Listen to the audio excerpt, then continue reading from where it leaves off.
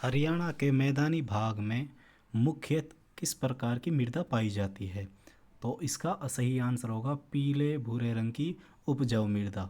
तो साथियों, कल हमने पार्ट 1 करा था, आज हम पार्ट 2 करने वाले हैं। ठीक है, तो जिसने पिछली क्लास नहीं देखी है उसका लिंक डिस्क्रिप्शन में दे रखा है, वहाँ आप जाकर देख सकते हो। तो पढ़ते हैं। हरियाणा में जो मृदा है वो मैदानी भागों की वो ज़्यादातर पीले भूरे रंग की उपजाऊ मृदा पाई जाती है। तो इसका सही आंसर होगा पीले भूरे रंग की उपजाऊ मृदा। हरियाणा में किस ज़िले में लाल चेस्टनट मृदा पाई जाती है? तो हरियाणा में लाल चेस्टनट जो मृदा है, मिट्टी है, वो कहाँ मिलती है? तो इसका सही आंसर होगा यमुनानगर।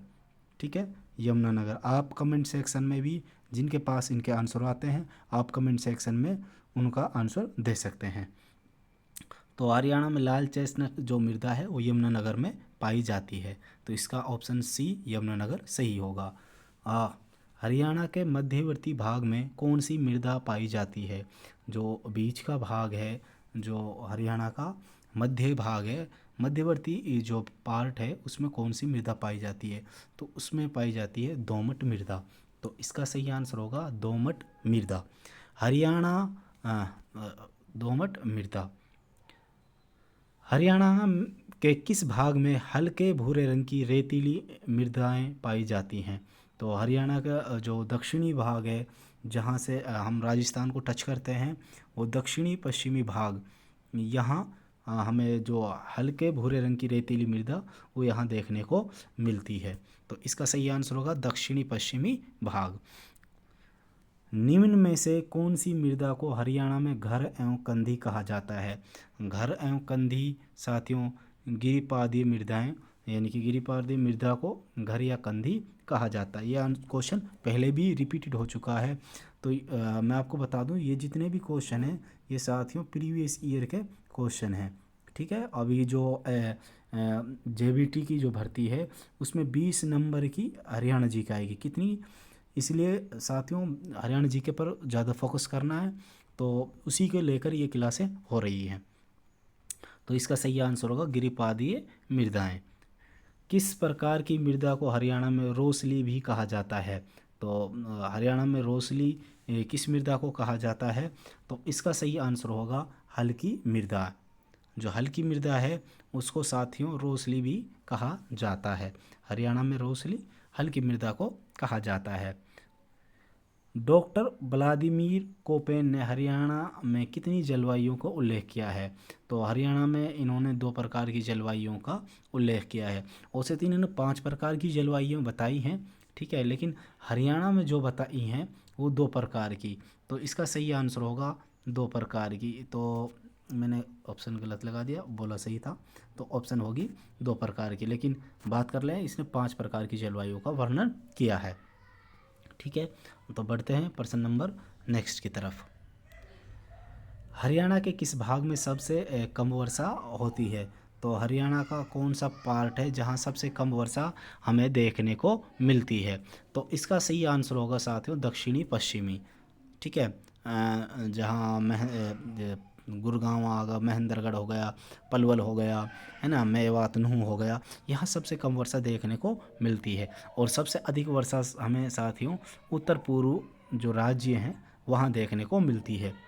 हाँ ठीक है, तो याद रखना सबसे कम वर्षा एक्चुअल में बात करें तो सिरसा में होती है, और सबसे ज़्यादा हमें पंचकुला, यमुनानगर, अम्बाला में हमें देखने को मिलती है। पश्चिमी विक्षोभ के कारण हरियाणा में किस ऋतु में वर्षा होती है?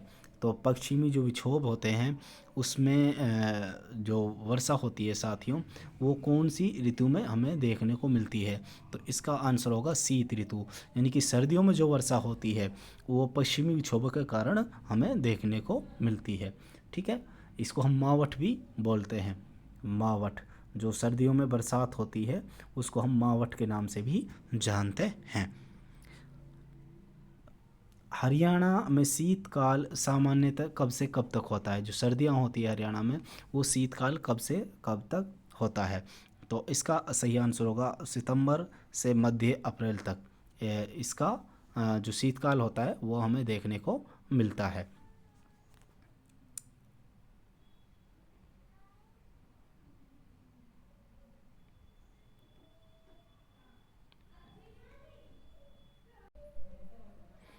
हरियाणा में जलवायु से सितंबर महीने के मध्य किन पवनों द्वारा वर्षा होती है? तो जो गर्मी में जो बरसात होती है जुलाई से अगस्त सितंबर, इसमें दक्षिणी जो पूरी मानसून होती हैं, ठीक है, उनसे यहाँ वर्षा देखने को मिलती है। और सर्दियों में पश्चिमी विक्षोभ के कारण वर्षा देखने को मिलती है, ठीक है। 85% जो वर्षा है वो हमारी साथियों दक्षिणी पूर्वी मानसूनों से होती है, और 15% जो हरियाणा में वर्षा है वो पश्चिमी विक्षोभों के कारण देखने को मिलती है। हरियाणा की जलवायु उपोष्ण कटिबंधीय शुष्क महाद्वीपीय है, जिसका प्रमुख कारण है। तो इसका प्रमुख कारण क्या है कि जो हरियाणा की जलवायु है उपोष्ण कटिबंधीय शुष्क महाद्वीपीय जो जलवायु है, ये इसका जो मेन कारण है साथियों, वो समुद्र से दूर होने के कारण जो हरियाणा की वर्षा है वो समुद्र से दूर होने के कारण उपोष्ण कटिबंधीय शुष्क महाद्वीपीय जलवायु है। तो इसका ऑप्शन सी सही होगा। हरियाणा की जलवायु की विशेषताएं हैं। हरियाणा की जो जलवायु उसकी विशेषता है, तो उसकी विशेषता ग्रीष्म काल में उच्च तापमान और वाष्पीकरण की अधिकता। तो इसका ऑप्शन होगा ए एंड बी दोनों। ग्रीष्म काल में उच्च तापमान होता है, तकरीबन 45-46 तक पहुंच जाता है, और वाष्पीकरण की अधिकता। हरियाणा की जलवायु कही जा सकती है, जो हरियाणा की जलवायु है वो किस प्रकार की कही जा सकती है? तो हरियाणा की जलवायु आर्द्र आर्द्र और तथा आर्द्र मरुस्थलीय के बीच की जलवायु है, ठीक है। हरियाणा की जलवायु आर्द्र तथा आर्द्र मरुस्थलीय के बीच की जलवायु है।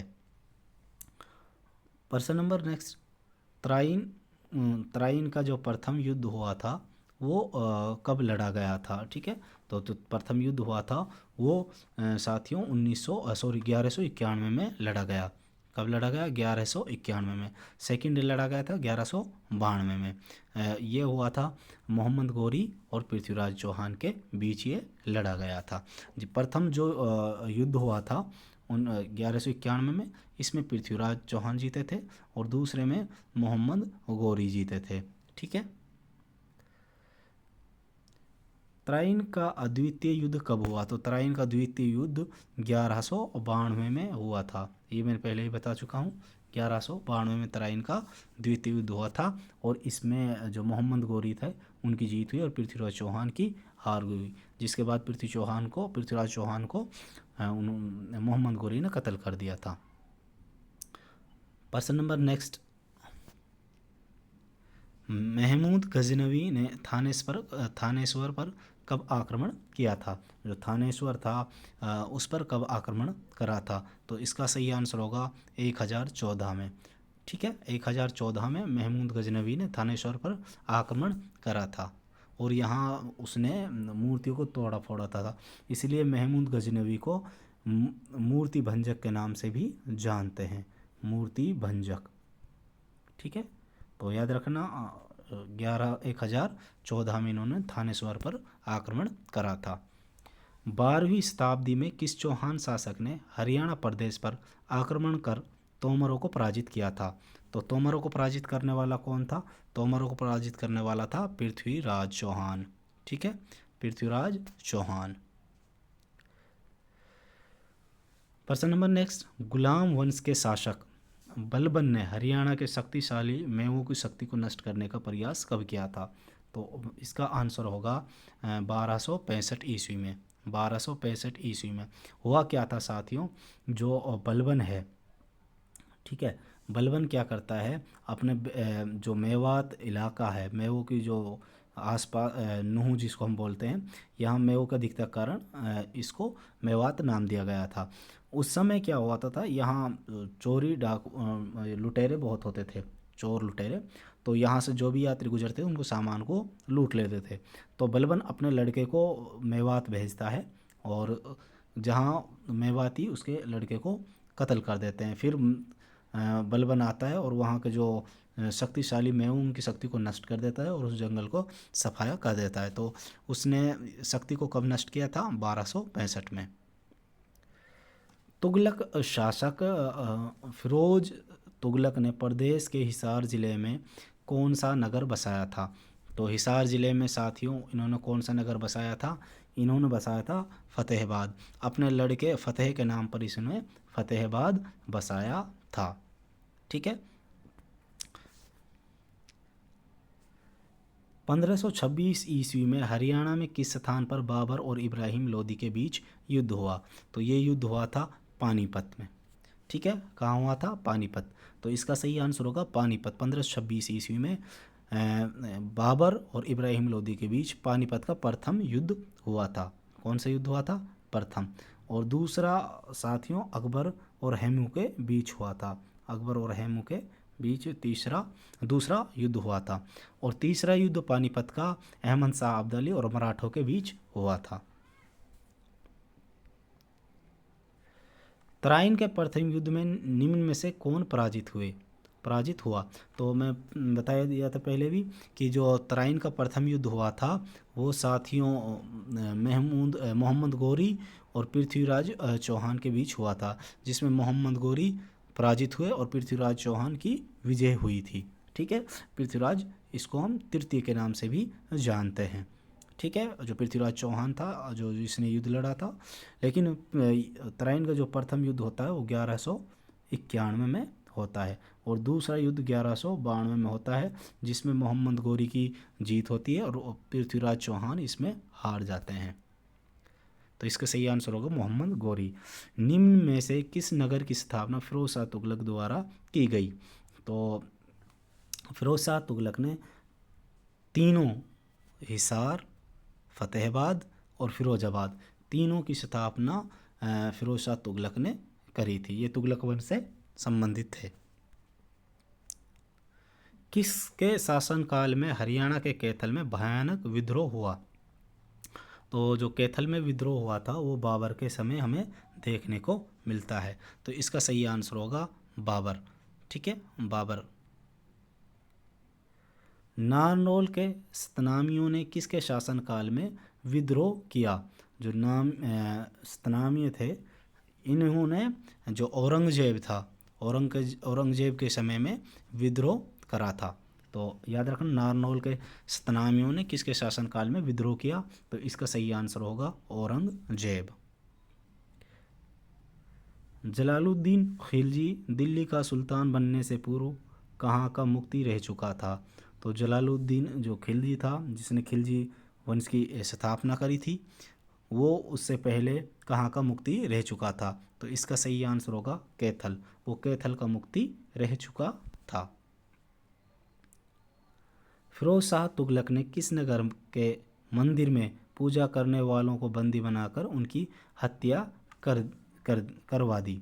ठीक है, तो एक बार देख लो, फिरोज शाह तुगलक ने किस नगर के मंदिर में पूजा करने वालों को बंदी बनाकर उनकी हत्या करवा दी? तो इसका सही आंसर होगा गोहाना। साथियों, जिस भी साथी ने हमारे चैनल सनाया एजुकेशन को सब्सक्राइब नहीं करा है प्लीज़ हमारे चैनल को सब्सक्राइब कर लें और बेल आइकन को दबा लें। इसी तरह की वीडियो देखने के लिए आप हमारे बेल आइकन को दबा सकते हैं ताकि आपके पास जब भी हम वीडियो अपलोड करें आपके पास नोटिफिकेशन पहुंच जाए। अगर साथियों वीडियो अच्छी लगे तो प्लीज़ शेयर और सब्सक्राइब ज़रूर करें। किस क्षेत्र में जाटवा नामक राजपूत के नेतृत्व में सितंबर 1192 के समय गौरी के सेना के साथ भयंकर युद्ध हुआ? ठीक है, तो 1192 में जो भयंकर युद्ध हुआ था जाटवा नामक राजपूत और गौरी के बीच हुआ था साथियों हांसी में। कहाँ हुआ था? हांसी में। 1192 में जो तराइन का द्वितीय युद्ध हुआ था उसमें पृथ्वीराज चौहान की हार होती है और जो मोहम्मद गौरी है वो विजय हो जाता है। उसके बाद वो इंडिया में कदम रखता है और उसके बाद उसका युद्ध होता है जाटवा के साथ हांसी का युद्ध जो 1192 में हुआ था। इसका सही आंसर होगा हांसी। बाबर और हसन खां के मध्य कब युद्ध हुआ जिसमें हजारों मेवाती मारे गए तथा बाबर की विजय हुई? तो ये हुआ था साथियों 17 मार्च 1527 को। ठीक है, 1527 को। इसको बोलते हैं हम खानवा का युद्ध।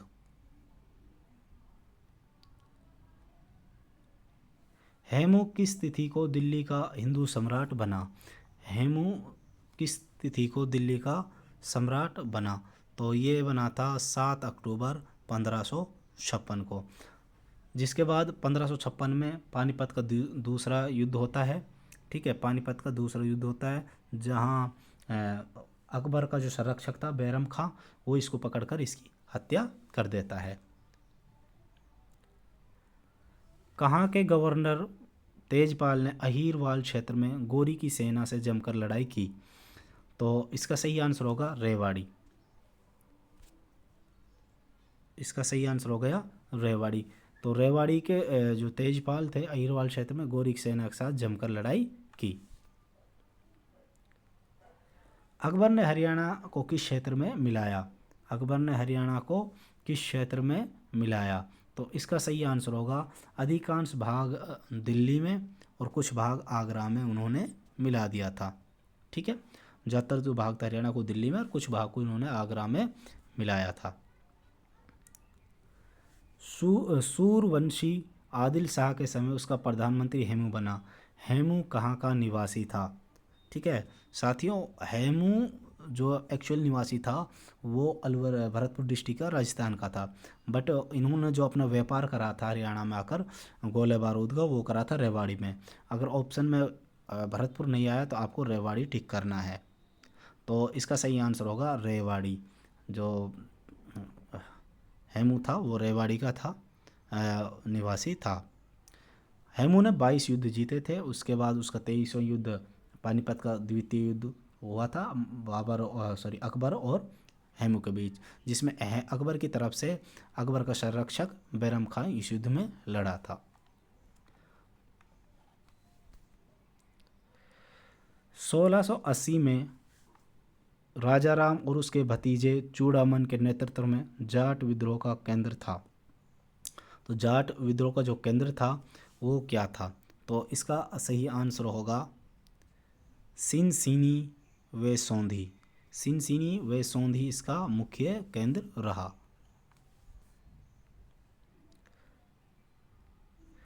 बाबर ने हरियाणा को किन सरकारों में विभाजित किया? बाबर ने हरियाणा को 4 जो सरकारें थी उनमें विभाजित करा था। दिल्ली, मेवात, ठीक है, हिसार व सरहिंद।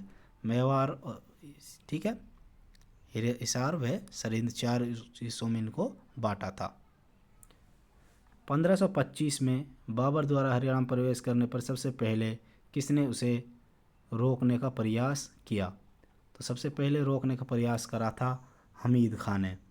तो इसका सही आंसर होगा हमीद खां। ठीक है, पानीपत की जीत के बाद बाबर का किन स्थानों पर अधिकार हो गया? पानीपत जीतने के बाद उसका जो अधिकार हो गया था वो हो गया था आगरा पर, दिल्ली पर और हरियाणा पर। तो इसलिए इसका सही आंसर होगा ये सब आगरा, दिल्ली और हरियाणा पर उसका अधिकार हो गया था। पानीपत के तृतीय युद्ध के बाद अब्दाली ने हरियाणा के उत्तरी भाग का प्रशासन किसके अधीन कर दिया था? तो अहमद शाह अब्दाली और मराठों के बीच 1761 में पानीपत का तीसरा युद्ध लड़ा जाता है, जिसमें अहमद शाह अब्दाली की जीत होती है और मराठों की हार होती है। ठीक है, तो उसके बाद अहमद शाह अब्दाली ने जो उत्तरी भाग था वो गवर्नर जैन खान को सौंप दिया था। 1530 ईस्वी में मंडार राजपूतों के नेता मोहन सिंह की सेना ने किसे पराजित किया?